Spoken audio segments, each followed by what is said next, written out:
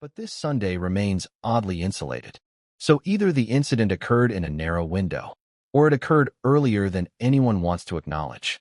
And that's where the missing hour begins to whisper.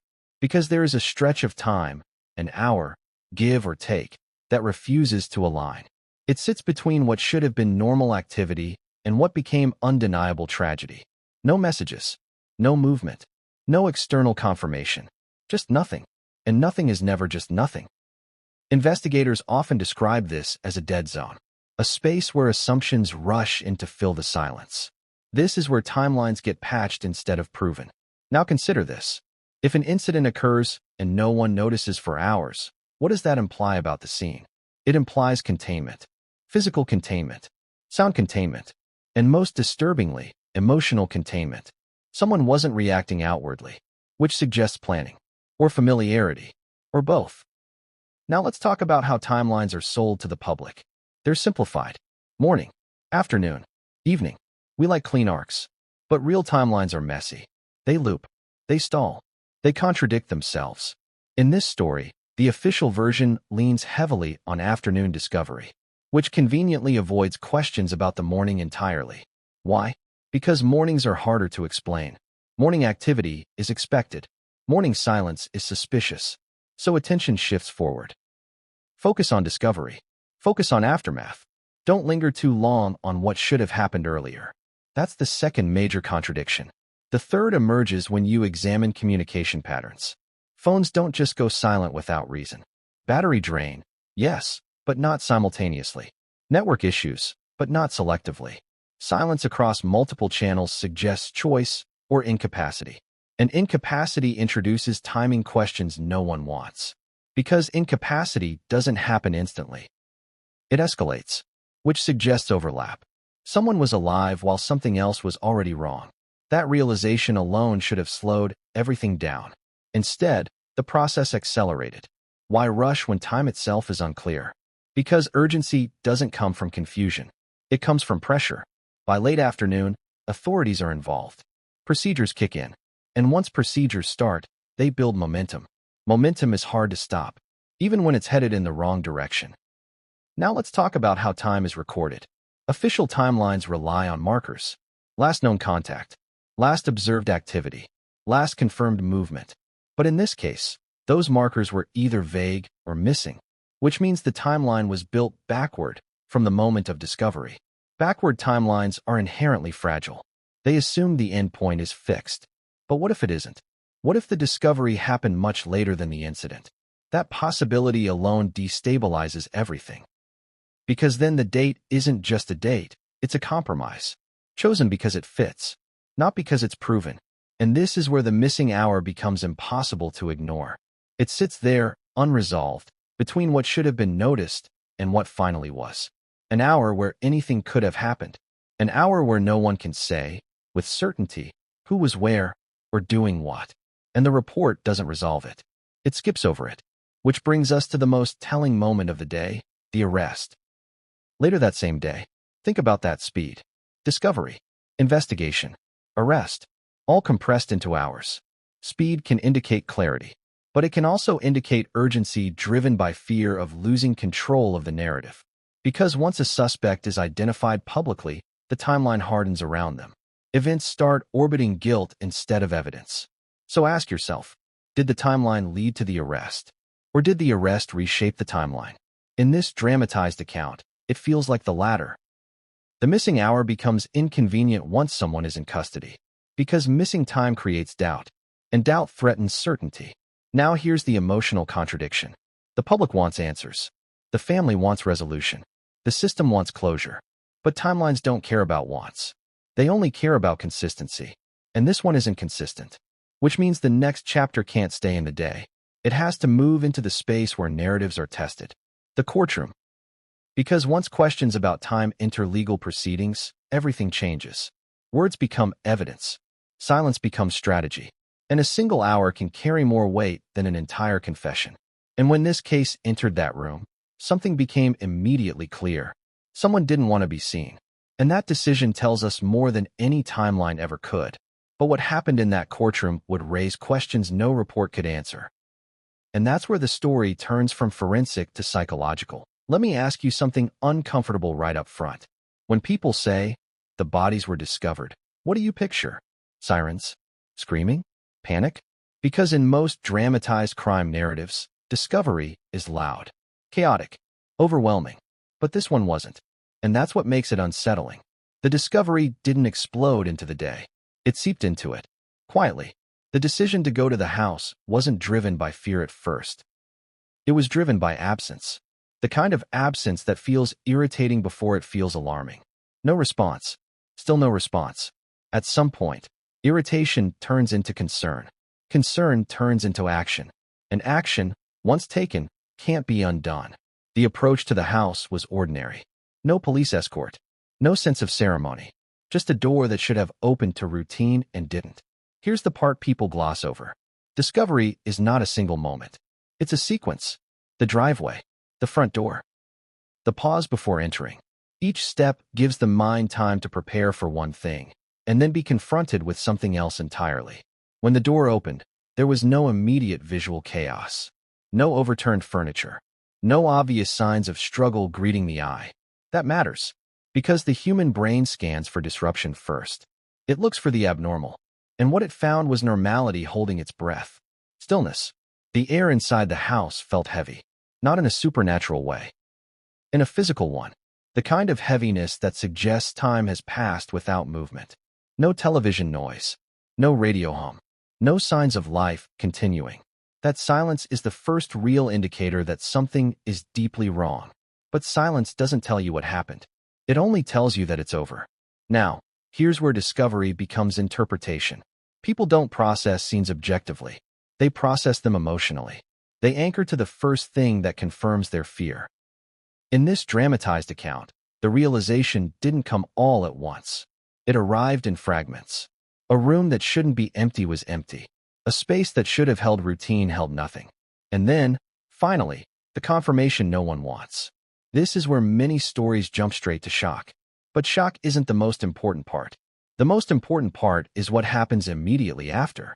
Because once discovery occurs, everything that follows is shaped by that initial understanding. Who calls authorities? What do they say? How do they describe what they've seen? Those words become the foundation of the investigation. And words, once spoken, have gravity. Now consider this. If the scene didn't look chaotic, what did it look like? Contained. Contained scenes create different assumptions than violent ones. Containment suggests control. It suggests sequence.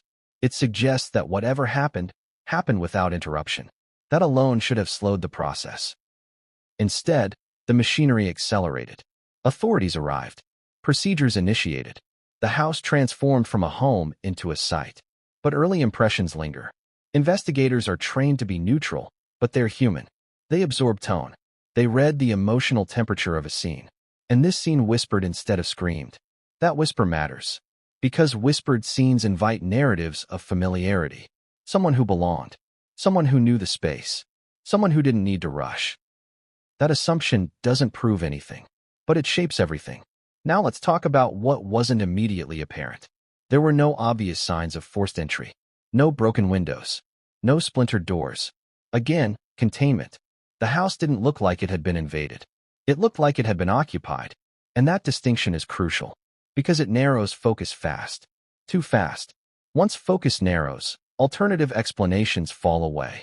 That's when tunnel vision starts to form. Now think about the timing again.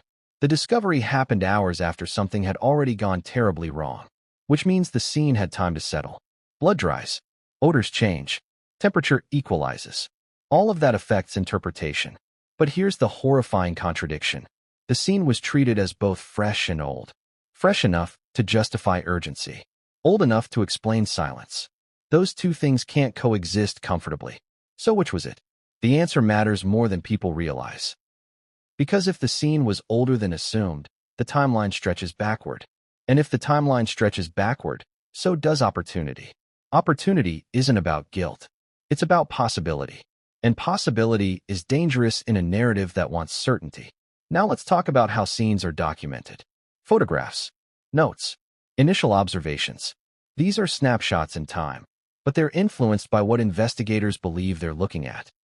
If you believe you're documenting the aftermath of a clear event, you look for confirmation. If you believe you're documenting an open question, you look for anomalies. Which do you think happened here? The early documentation leaned toward confirmation, and confirmation has a bias. It highlights what fits. It minimizes what doesn't. One of the most horrifying details of this discovery isn't about what was seen. It's about what was overlooked. Because certain things didn't register as important until later, and by then, they were contextualized through a lens that had already hardened. For example, positioning. Positioning can suggest sequence. Sequence suggests time. Time suggests choice. But early on, positioning was noted without interpretation. That's not negligence. That's framing. Interpretation was postponed until after a suspect existed, which reverses the proper order. Now let's address the emotional aftermath. Discovery doesn't end when authorities arrive. It lingers. It replays. It intrudes.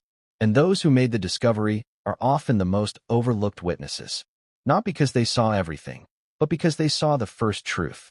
Before narratives, before charges, before certainty, and first truths are messy. They don't align neatly with reports. They exist in fragments and feelings. Those fragments matter, because they often contradict the clean version that follows. Now consider this. Once the house became a scene, it also became sealed. What happened inside after discovery was controlled. But what happened before remains partially unknowable. That's where speculation creeps in. And speculation is dangerous when it fills evidentiary gaps. Which brings us to the arrest. Later that same day. Think about that again. Discovery to arrest in hours. That speed implies either overwhelming evidence or overwhelming pressure, because most investigations take time to breathe. This one barely inhaled, which suggests that the discovery itself was treated as confirmation, not a question. That's the most horrifying detail of all, because discovery is supposed to open an investigation, not close it. Yet from the moment those bodies were found, the story began to narrow. And narrowing stories don't like loose ends. They don't like missing hours. They don't like quiet scenes that don't scream their intentions. So the discovery was framed not as the beginning of uncertainty, but as the end of debate. And that framing carried directly into the next phase, the courtroom. Because when the case entered that space, something became immediately obvious. Someone didn't want to be seen. And visibility, or the lack of it, became a message all its own. But the real shock wasn't the restraints. It wasn't the silence. It was the way the room itself seemed to anticipate judgment before evidence had finished speaking. And once you understand that, you realize the discovery wasn't just about what was found in that house. It was about how quickly the story decided what it meant. But what happened next would reveal a tension so thick it could be felt without a single word being spoken. And that's where everything shifts from physical evidence to psychological warfare. There are words that sound dramatic, and then there are words that sound harmless. This one sounded harmless, clinical, measured, almost forgettable, and that's why it mattered more than anything else in the file. Because when officials describe cause of death, they choose language very carefully, not to soften reality, but to define it, to fence it in, to keep it from wandering into interpretations they aren't ready to confront. So let me ask you something. If a phrase is accurate but incomplete, is it still telling the truth? Because in this dramatized report, the phrase sharp force injuries did more than describe trauma. It set boundaries, and those boundaries quietly redirected the entire investigation. At first glance, the phrase seems straightforward, neutral, technical. It avoids sensationalism. It avoids imagery. It avoids emotional reaction, which makes it perfect, because neutral language is the easiest way to hide complexity. Now here's what most people don't realize. In forensic reporting, there are many ways to describe the same physical reality. Each carries implications. Some language suggests chaos. Some suggests precision. Some suggests frenzy. Some suggests control. This phrase, it suggests control, not explicitly, but structurally, because sharp force is a category, not a narrative. It strips context. It removes motion. It flattens sequence. And sequence is where intent lives. So when this phrase appeared early and without qualification, it did something subtle but powerful. It told everyone reading the report, we already know enough. But do we? Let's slow this down. Sharp force injuries can occur in countless ways. Different angles, different depths, different timings. But the phrase alone doesn't tell you how those injuries relate to each other. And that's the trick. Because once injuries are grouped, the mind stops separating them. Instead of asking, what happened first? We ask, what happened overall? And that's a very different question. Overall questions lead to summary. Sequence questions lead to scrutiny. This report favored summary. And that choice shaped everything that followed.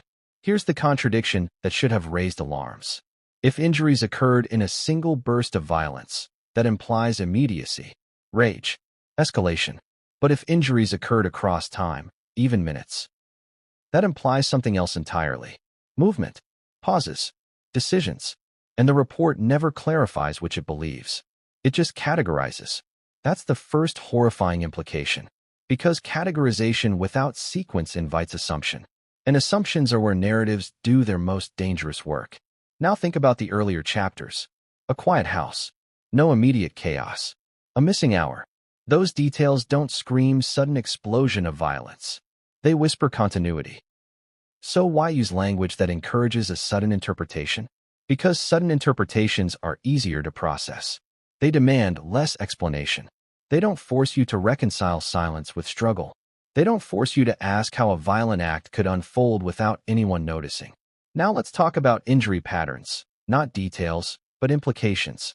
When reports describe multiple injuries without sequence, they're making a choice. They're choosing not to tell you whether injuries overlap in time. And overlapping injuries suggest sustained activity. Sustained activity introduces opportunity for interruption. But there was no interruption, no noise, no witnesses, no calls, which suggests something controlled. And control doesn't pair well with chaos. That's the second horrifying detail hidden inside the phrase. Now consider this. If injuries occurred in multiple locations within the house, that implies movement. Movement requires time. Time creates windows. Windows allow alternative explanations to breathe. So what did the report do? It avoided specificity about location. It avoided linking injuries to spaces. It described bodies, not paths. And paths are dangerous. Because paths tell stories. The third horrifying detail is how the phrase interacts with the timeline. Earlier, the date was pinned down firmly. But injuries described without timing can't support firm dating. So one section of the report demands precision, while another quietly undermines it. That contradiction isn't accidental. It's a compromise. Now let's talk about what investigators listen for. Not the injury itself, but the story it tells. Sharp force injuries can tell you about force direction, about positioning, about whether a victim was facing or turning away. Those details matter, but they weren't emphasized. Why? Because emphasis would force interpretation. And interpretation would invite challenge. The report chose neutrality. But neutrality isn't neutral when it avoids obvious questions. Now imagine you're reading this report as a professional. You notice the phrasing. You notice what's missing. You notice the lack of connective language. And you realize something unsettling. This report isn't written to explain. It's written to support. Support a conclusion already reached. That's the fourth horrifying detail. Now let's talk about manner of death. Homicide. Another word that sounds definitive. But manner of death doesn't assign blame. It assigns category. It tells you what kind of event occurred, not who caused it. Yet once homicide is declared publicly, perception shifts. People stop asking what happened. They start asking who did it. And that transition happened almost immediately. Which means the phrase sharp force injuries didn't just describe trauma. It framed guilt. Now here's the psychological twist. Once the public associates a method with a suspect, every detail becomes confirmation. Behavior becomes suspicious. Silence becomes incriminating. Confusion becomes deception. And that's dangerous. Because reports are supposed to resist narrative gravity, not accelerate it. But this one leaned in. Now let's talk about sequencing again. The report never explicitly states whether injuries were simultaneous or staggered. But the absence of clarification creates space. And that space was filled by assumption. Media assumed immediacy. Commentary assumed rage. Public assumed inevitability. Yet none of that was proven in the document. That's the fifth horrifying detail. What people believe came not from evidence, but from implication. Now consider defensive indicators. Reports often mention them explicitly when present. Their absence can mean many things. but silence about them is ambiguous. Ambiguity is fine in early stages, unless certainty is already being broadcast, which it was. So ambiguity existed alongside confidence. That mismatch is a red flag. What if the most terrifying detail in a murder case wasn't the weapon, but the sentence buried halfway down a report no one thought you'd read? Because that's how this story begins. Not with sirens, not with headlines, not even with the bodies. Before we continue, please hit the like button, subscribe to the channel, and turn on the notification bell for updates. It begins with a document. Dry, clinical, almost boring. The kind of report most people scroll past without a second glance. But buried inside it was a phrase so precise, so carefully chosen, that investigators allegedly argued over it for hours before letting it stand. And once you notice it, you can't unsee it. So let me ask you something right now. If a case is already solved, why does the paperwork still feel like it's arguing with itself? Pause for a second. Think about that. Because in this dramatized case, the official story landed fast. Too fast. Within hours, the narrative had settled. A quiet home. A brutal discovery. A son in custody. Charges filed before the son went down. Case closed, right? Except it wasn't. And that's where this gets uncomfortable. Because when stories move this quickly, details get skipped. Contradictions get smoothed over. And questions, real questions, get treated like nuisances instead of warnings. Tonight, we're pulling that apart.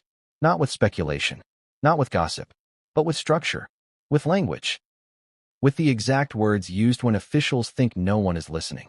And by the end of this hour, you'll understand why 13 specific details inside a single death report are enough to make seasoned investigators uneasy. But first, we need to go back. Not to the crime. Not yet. We need to go back to the moment everyone assumed this would be simple. It was a Sunday. Quiet. Predictable. The kind of day where unanswered calls don't immediately mean danger. They mean naps, errands, normal life. Until they don't. In this dramatized narrative, concern didn't arrive all at once. It crept in slowly. A text that stayed unread. A call that rang too long. Another call. Still nothing. At first, no one panicked. Why would they?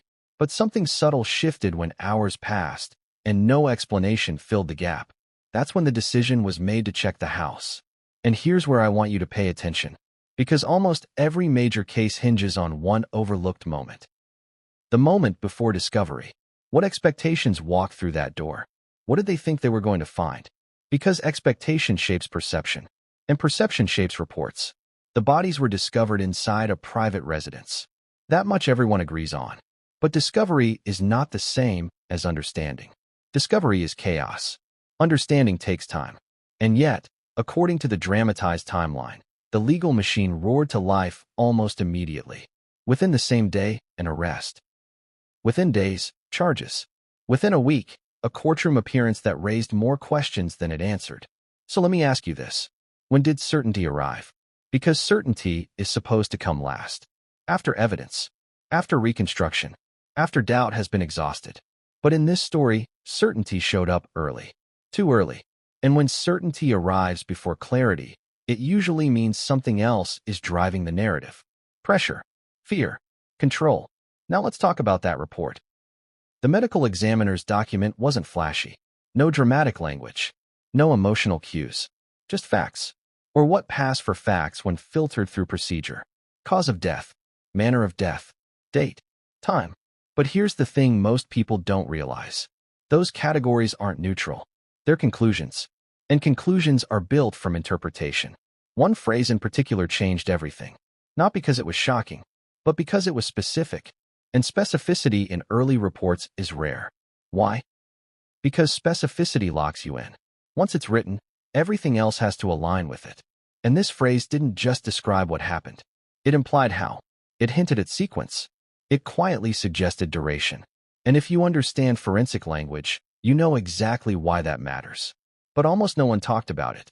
Instead, attention shifted where attention always shifts. To the suspect, the son, arrested later that same day, charged with 2 counts. Presented in court under conditions that immediately sparked whispers. Hidden from view. Restrained. Protected from himself. And the public reaction was swift. That looks bad. That feels bad. That must mean something. But here's the contradiction. Protective measures are not proof. Silence is not confession. And restraint is not guilt. So why did it feel like the story wanted us to stop asking questions right there? Why did the courtroom moment feel staged for conclusion rather than inquiry? Because if you've watched enough cases unravel, you know this pattern. First comes the shock, then the relief of a suspect, then the quiet discouragement of curiosity. Don't overthink it. Don't complicate it. Don't look too closely. But tonight, we're doing the opposite. We're looking closer. We're slowing the timeline down. We're rereading the language. We're examining what was said and what very carefully wasn't. Because one of the most horrifying details in this dramatized report isn't about violence at all. It's about timing. And timing is where stories either hold together or collapse completely. The official date of death became a point of speculation early on, which alone is strange. Dates don't usually spark debate unless something doesn't line up. Why the uncertainty? Why the adjustment? Why the clarification? Each correction looked small on its own, but stacked together, they start to lean. And that lean points somewhere uncomfortable. Somewhere investigators don't like to go unless forced. Which brings us to the 13 details. They weren't presented as a list. They weren't flagged. They weren't highlighted. They were scattered. Across pages. Across sections. Across assumptions. Details about positioning. About injury language. About sequence without sequence being explicitly stated. Details that only become horrifying once you connect them. And here's the cruel irony. Most viewers never will, because the story feels finished. But it isn't. And the reason it isn't lies in the way this case was framed before it was fully understood. Tonight, we're peeling that framing away. We're going chapter by chapter, detail by detail, contradiction by contradiction. And by the end, you'll understand why one investigator allegedly said, off record, this report answers the wrong questions perfectly. But before we get there, we need to start at the exact moment the narrative locked in. The moment a document went live. Quietly. Without fanfare. The report no one was supposed to read closely. Because the first horrifying detail doesn't scream at you. It waits. And once you notice it, everything that follows becomes impossible to ignore. But what came next would change everything. And no one saw it coming. The document didn't announce itself. No alert. No press conference. No dramatic language warning you to sit down before scrolling. It just appeared, uploaded quietly, timestamped, filed under routine procedure. And that's exactly why it mattered. Because the most dangerous documents in any investigation are never the loud ones. They're the ones written as if nothing inside them could possibly be controversial. This was one of those. Let me ask you something. How many times have you trusted a headline without checking the source material? Be honest. Because in this dramatized case, nearly everyone did. The headlines told a clean story. A tragic one, sure, but clean. Violence. Discovery. Arrest. Charges. Court. Sequence complete. Except the document itself didn't read like a conclusion. It read like a debate that had been prematurely frozen. If you know how to read these reports, and most people don't, you start to notice it immediately. The language doesn't flow. Sections feel compartmentalized, like different voices stitched together under one letterhead. That's not normal. Medical examiner reports are supposed to be boring in the most consistent way possible. Dry, linear, almost interchangeable. But this one wasn't. And the first horrifying detail doesn't jump out at you. It hides behind professionalism. It's in the phrasing of the cause of death. Not the words themselves, but the order. Because order implies priority. And priority implies certainty. Here's where things get strange. In dramatized reconstructions like this, causes of death are often listed conservatively. Brought at first, specific later. That's protocol when timelines are still under review. But here, specificity came early. Too early. The report didn't hedge. It didn't qualify. It didn't suggest ongoing analysis. It declared. And when an institution declares before all questions are answered, it usually means one of two things. Either the evidence is overwhelming, or the pressure is. So who was applying pressure? That's the question no one wanted to ask. Because pressure doesn't always come from outside. Sometimes it builds internally, when investigators feel the weight of public expectation bearing down on every word they write. Think about it. High-profile case. Immediate media attention. A family name everyone recognizes. The longer uncertainty lasts, the louder the speculation gets. And speculation is messy, so clarity becomes currency. Even if it's borrowed clarity, even if it's incomplete, the report tried to sound final, but small details betrayed hesitation. And the first one sat right there in black and white. The manner of death was listed clearly. No ambiguity. But the surrounding language didn't support that level of confidence. Why? Because in forensic writing, confidence comes with corroboration. And corroboration leaves fingerprints, cross-references, timestamps, internal consistency. This report had gaps. Small ones, but meaningful ones. One paragraph described injuries in a way that implied sequence. Another avoided sequence entirely. One section referenced timing indirectly. Another refused to commit. That's not how certainty looks. That's how compromise looks. So who was compromising? The horrifying part isn't the injuries themselves. We're not here for shock value. The horrifying part is what the injuries imply when read together, because they suggest movement. And movement after an initial event changes everything. Movement introduces time.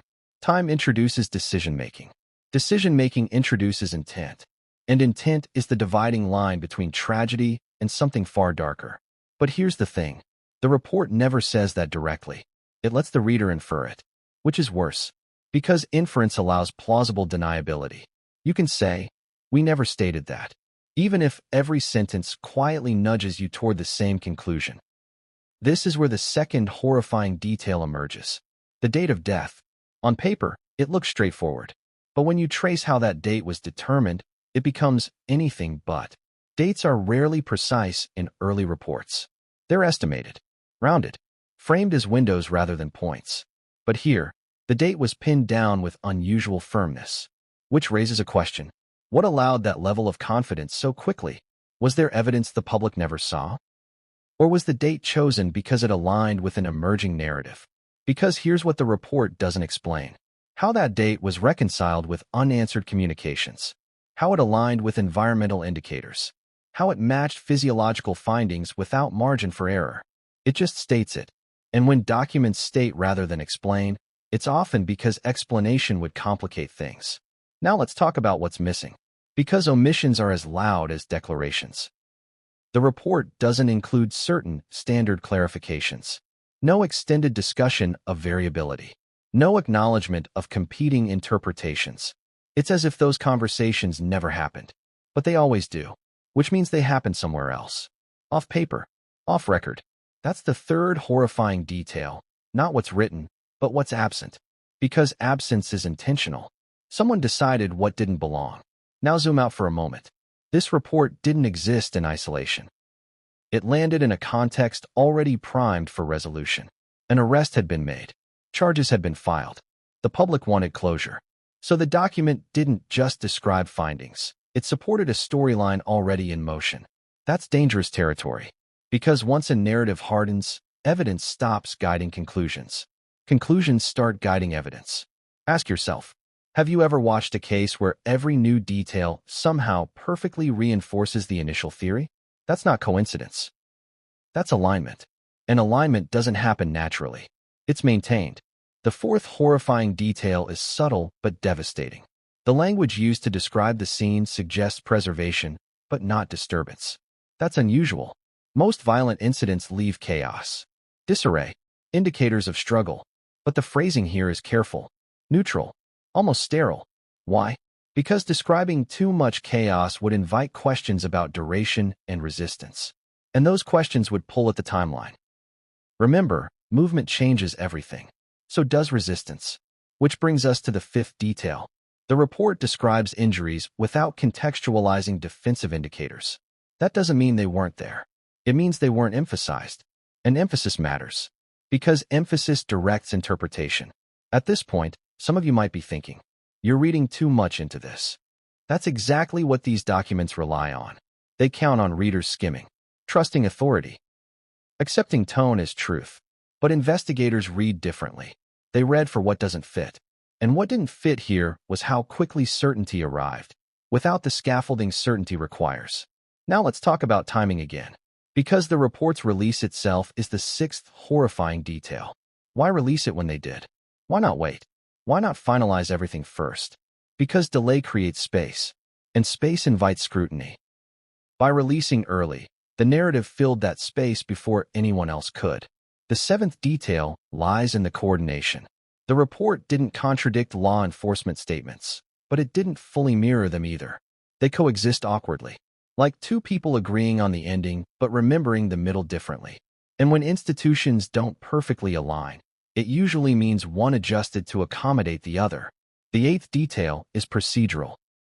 The manner of death classification locks certain investigative pathways while sidelining others. Once that box is checked, resources shift. And once resources shift, alternative interpretations quietly starve. That doesn't mean they're wrong. It means they're inconvenient. Now think about the broader picture. An arrest had already framed the case emotionally. The public saw an image, a courtroom moment, a restrained figure. Emotion filled the gaps logic hadn't yet reached, which made the report's job easier. It didn't have to convince. It just had to confirm. The ninth horrifying detail is psychological. The report reads as if it knows it won't be challenged. That confidence isn't scientific. It's social, and that's dangerous. Because science welcomes challenge, narratives fear it. Now let's talk about the 10th detail, the one almost no one notices. The report's internal timeline contradicts itself by implication, not statement. One section implies immediacy. Another implies delay. They can't both be true. But because neither spells it out, the contradiction slips by unnoticed. Unless you're looking. The 11th detail is about voice. Different sections feel like they were written by different hands.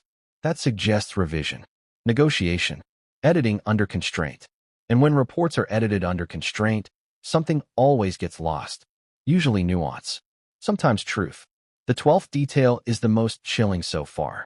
The report anticipates questions and preemptively closes them, not by answering them, but by making them feel unnecessary. That's rhetorical strategy, not science. Which leaves us with the 13th. The detail that doesn't make sense until you step back and look at all the others together. The one that turns a report into a warning. Because when you connect them, a different picture starts to form. Not of what happened, but of how quickly the story needed to settle. And once you see that, you realize this case wasn't just about a crime. It was about control. Control of narrative. Control of timing. Control of perception. And that control began with a document no one expected the public to read carefully. But here's the thing.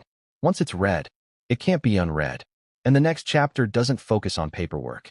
It focuses on the day everything allegedly happened. Because when you reconstruct that Sunday minute by minute, something becomes painfully clear. There's a missing hour, and that missing hour refuses to stay quiet. But what came next would force investigators to confront a timeline that doesn't want to behave.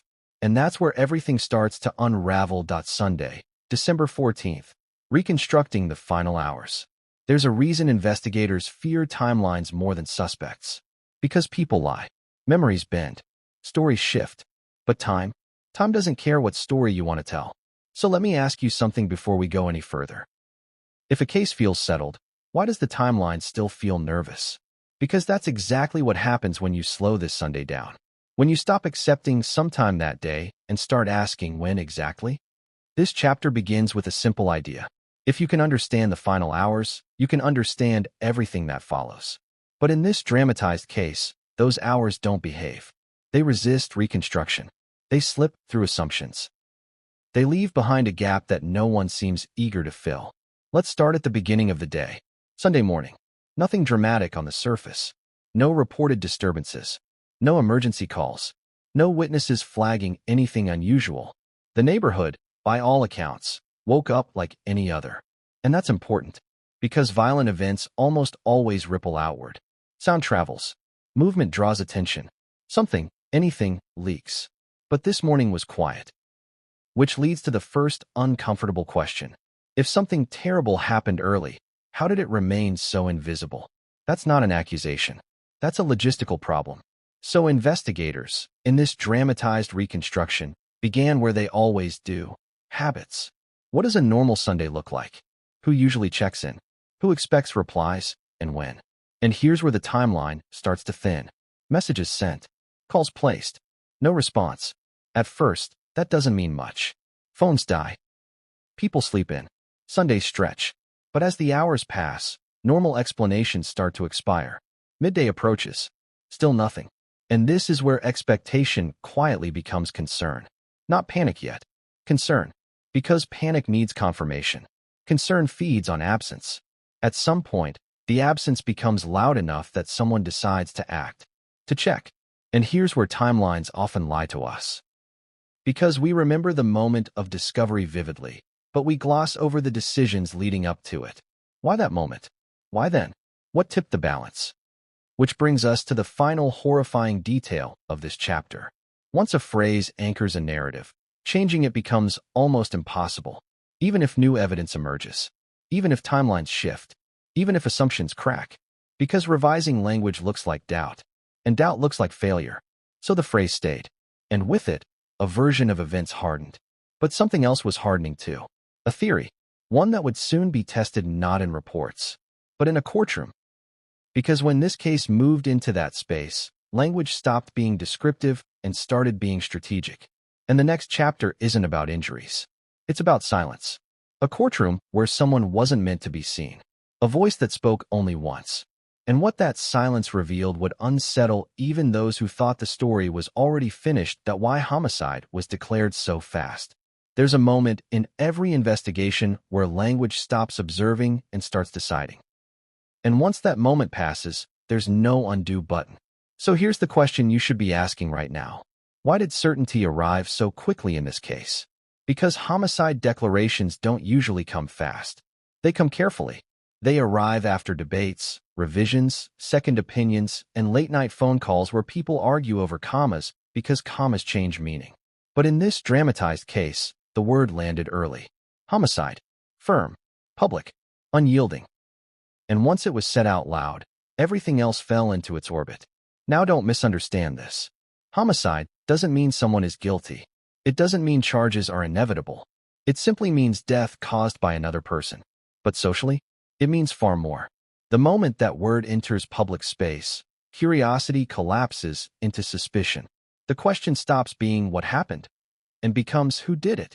And that shift happened almost immediately. So let's slow this down. Why would officials feel comfortable declaring homicide so quickly? There are only a few possibilities. Either the evidence was overwhelming, or the context made alternative explanations unpalatable, or the declaration served a purpose beyond classification. In this story, all three may be true, but the timing still doesn't sit right. Because homicide is usually the end of uncertainty, not the beginning. Yet here, uncertainty was everywhere. A missing hour. A quiet scene. Language that avoided sequence. Injuries described without narrative. Those are not the ingredients of rapid certainty. They're the ingredients of caution. So why wasn't caution the dominant tone? The answer may lie in pressure. Not the dramatic kind. The institutional kind. High-profile cases compress timelines. Every hour without clarity becomes a liability. Every unanswered question invites speculation. And speculation doesn't wait politely.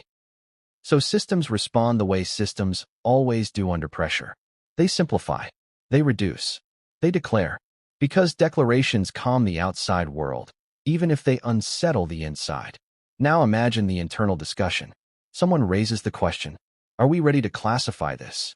Someone else responds, the injuries are clear. Another voice says, the context points one way. And then someone finally says the thing that ends the debate. If we don't call it now, someone else will. And just like that, the word sticks. Homicide. Now here's where it gets uncomfortable. Because declaring homicide early doesn't just reflect evidence. It shapes the investigation that follows. Once that box is checked, resources shift. Certain avenues close. Certain assumptions harden. Certain questions become less urgent. That's not corruption. That's momentum. And momentum is one of the most dangerous forces in any justice system. Now let's talk about what homicide declarations usually include. Contextual language.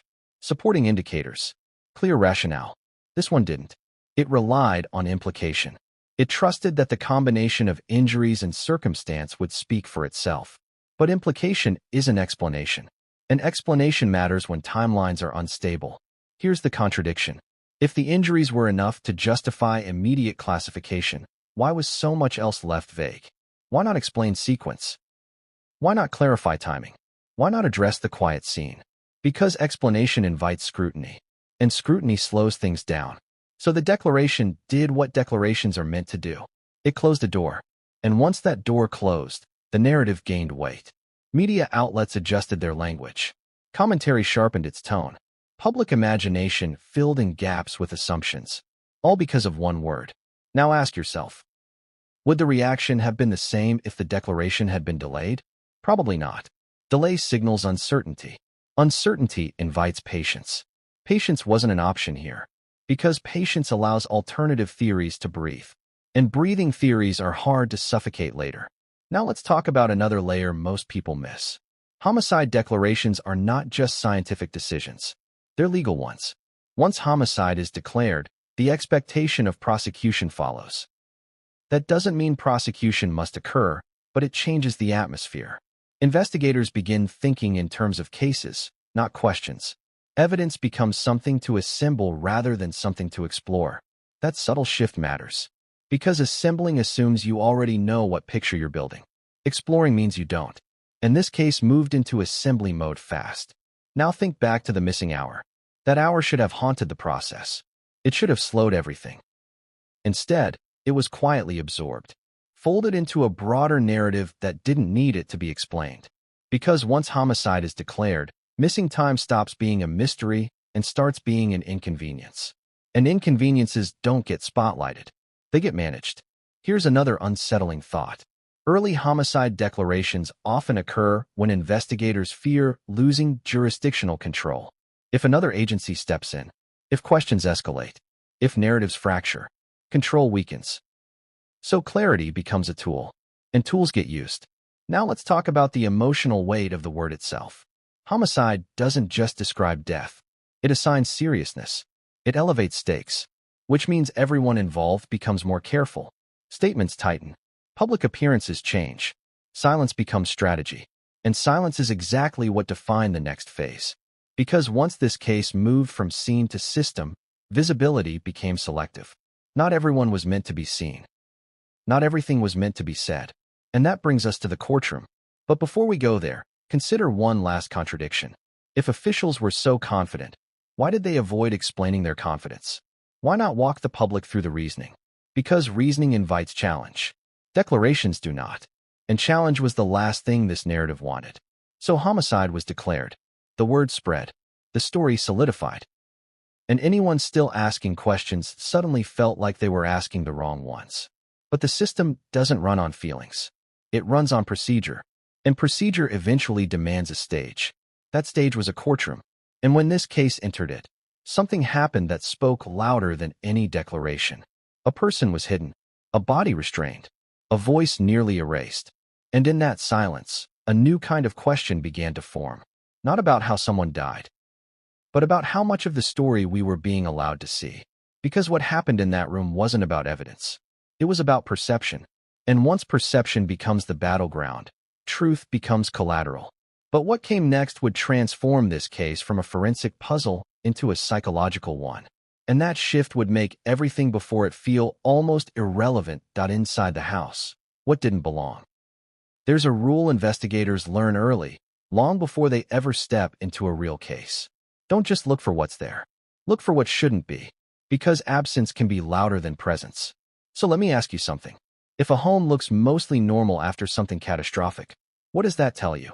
In this dramatized case, the house didn't feel violated. It felt curated, not staged in the theatrical sense, not cleaned, not reset, but arranged in a way that suggested familiarity rather than intrusion. And that distinction changes everything. Because intruders leave chaos. Familiar people leave patterns. When investigators moved through the rooms, they weren't met with disarray. They were met with continuity. Objects where you'd expect them. Surfaces largely undisturbed. Pathways unobstructed. Which creates a paradox. How does something violent happen without disrupting the environment around it? The answer is uncomfortable. It requires control. Now think about this carefully. Control doesn't mean calm. It doesn't mean gentle. It means deliberate. Deliberate movement. Deliberate positioning. Deliberate decisions about where to step, where to stand, where to stop. And those decisions leave subtle traces. Not obvious ones. Negative ones. The first thing that didn't belong was the lack of interruption. No knocked-over furniture. No broken household items that suggested panic or resistance spilling outward. That absence immediately narrowed the mental frame of the investigation, because it suggested whoever was involved didn't need to force their way through the space. They already knew it. That's not proof of anything, but it's direction. And direction is dangerous when it arrives too early. Now let's talk about what else didn't belong. The house showed signs of daily life that hadn't been completed. Small things. Half-finished routines. Interrupted intentions. Those are often dismissed as irrelevant. But they matter, because they tell you when life stopped. And when life stops matters just as much as how. In this dramatized reconstruction, certain tasks were paused in ways that didn't align neatly with the official time frame. Not enough to scream contradiction, just enough to whisper it. A routine left midstream. A habit abandoned without explanation. Those are timing indicators. And timing, as we've seen, is already unstable. Now here's the next unsettling detail. Nothing appeared missing in the way you'd expect if this were a crime driven by theft or intrusion. No rushed searching. No open drawers scattered across rooms. No evidence of someone hunting for something. That doesn't rule out motive, but it rules out chaos. And chaos is often how we comfort ourselves. We like to believe violence erupts suddenly, that it's explosive, that it leaves mess behind. Because mess feels irrational. This felt intentional, which brings us to the object that mattered most. The one that didn't belong not because it was present, but because of where it was. Objects carry context. Where something is tells you who put it there and why. In this case, an item appeared out of alignment with the rest of the space. Not dramatically, not suspicious at first glance, just wrong. The kind of wrong that only registers once you've spent enough time in a place to know its rhythm. Investigators noticed it eventually, and once they did, it became impossible to ignore. Because its placement didn't match accident. It matched pause, as if someone had stopped, considered, and set it down deliberately. Why does that matter? Because pauses are moments of choice, and choice implies awareness. Now let's connect that to the timeline again. If there was time to pause, there was time to reconsider. If there was time to reconsider, there was time to stop. That realization alone complicates every assumption made so far. But the report doesn't dwell on this object. It notes it, categorizes it, moves on. Why? Because dwelling opens doors, and doors lead to rooms the narrative didn't want to enter.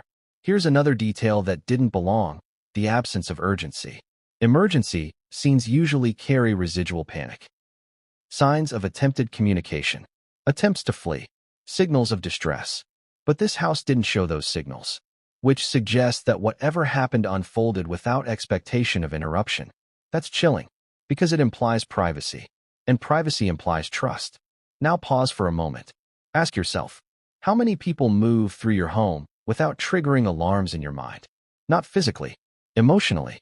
Who belongs there? Because belonging is invisible. And invisible things are the hardest to investigate. Now let's talk about spatial flow. Investigators track movement not by footprints alone, but by logic. Where would someone go next? What paths make sense? In this house, the flow made sense. Too much sense. There were no erratic patterns. No confusion. No wandering. Movement, where inferred, followed familiarity.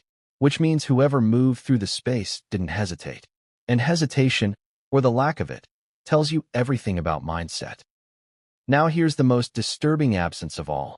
No evidence suggested anyone tried to leave quickly. No rushed exits. No hurried mistakes. Which brings us back to control again. If no one tried to flee, then either they didn't need to, or they didn't intend to. And that's a line investigators don't like to cross early. Because intention is heavy. And once intention enters the conversation, motive can't be avoided. But motive was treated as obvious, which is ironic. Because obvious motives usually don't require this much narrative management. Now let's talk about something subtle. Homes absorb sound. Furniture dampens noise. Walls hold echoes. It's possible for terrible things to happen quietly. But silence doesn't happen by accident. It's maintained. Through timing. Through positioning. Through awareness. And awareness suggests presence of mind. That realization alone should have slowed everything down. Instead, the case moved faster. Which suggests that these unsettling absences were noticed, but deprioritized. They didn't fit the story already forming. And stories, once formed, don't like details that ask too many questions. So the house became a backdrop, not a character. But houses are witnesses. They remember patterns long after people forget them. And this house was trying to say something. It was saying, this wasn't random. This wasn't chaotic. This wasn't rushed. And that message clashed with the narrative being built outside its walls. Now let's step back. Everything so far points to familiarity, control, and time. Yet the public story leaned toward immediacy, rage, and inevitability. Those two versions can't coexist comfortably. One of them has to give. So which one did? The house didn't. Its details stayed stubbornly quiet, unchanged, uncooperative, and that silence followed the case into the next phase. Because once the focus shifted away from the house and toward a person, something else became conspicuously absent. Visibility. Someone was present in the system, but absent from view. And that absence became the loudest signal yet. Because when someone is hidden, it's not always for their protection. Sometimes, it's for everyone else's comfort. And what happened next, inside a courtroom, would transform silence into a weapon. Arrests are supposed to come at the end of a process, not the middle, not the beginning, and certainly not before the questions have finished forming. So here's the question you should be asking right now. What kind of case moves from discovery to arrest in a single day?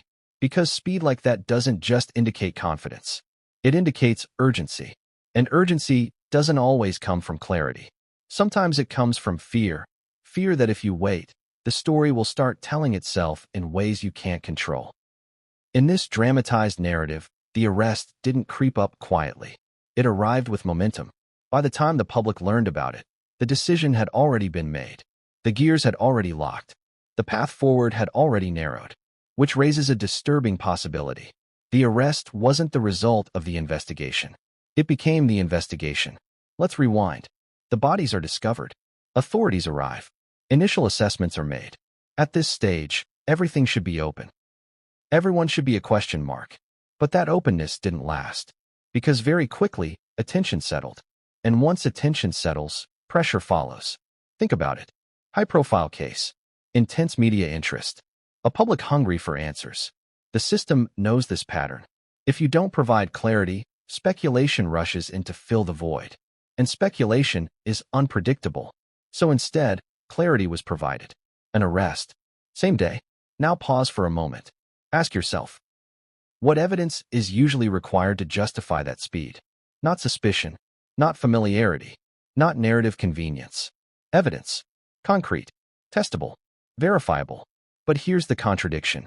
Much of the physical evidence was still being processed. Timelines weren't finalized. Interpretations weren't fully reconciled. Forensic conclusions were still framed broadly. And yet, the arrest happened anyway. That doesn't mean the arrest was wrong, but it does mean it was premature. And premature decisions carry consequences. Because once a person is in custody, every question bends toward them. Evidence stops being neutral. Details stop being open-ended. Everything starts asking the same thing. How does this fit? Instead of, what does this mean? Now let's talk about probable cause. In this dramatized case, probable cause wasn't explained publicly in detail. That's not unusual. But the absence of explanation matters when the arrest happens this fast. Because without context, speed looks like certainty. And certainty discourages doubt. But doubt is essential early on. Doubt keeps investigations honest. Here's another uncomfortable truth. Same-day arrests often rely heavily on circumstantial context. Opportunity, proximity, relationship. Those things matter. But they don't tell the whole story. And when they're elevated too early, they eclipse alternative explanations before they've had time to breathe. Now consider the emotional dimension. The public didn't see the arrest unfold. They saw the result. A name, a charge, a story already framed. That framing did something subtle but powerful. It turned the narrative from what happened into why would someone do this? That shift happened almost instantly, which means motive was being assumed before it was examined. And assumed motives are dangerous because they feel obvious. Obvious enough that no one questions them. Now let's talk about timing again. Why that day? Why not wait? Why not ensure every thread had been pulled? Because waiting invites reconsideration. And reconsideration invites doubt. This case didn't want doubt. It wanted resolution. Now think about the people making this decision. They weren't villains. They weren't reckless. They were under pressure.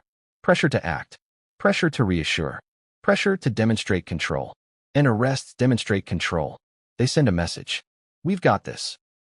But sometimes, that message is aspirational rather than factual. Here's where things get even more complicated. The arrest didn't just close doors, it opened expectations. The public expected charges. The system expected prosecution. The narrative expected confirmation. Backing away from that later would look like failure. So momentum locked in. Now think about the missing hour again. That hour didn't vanish.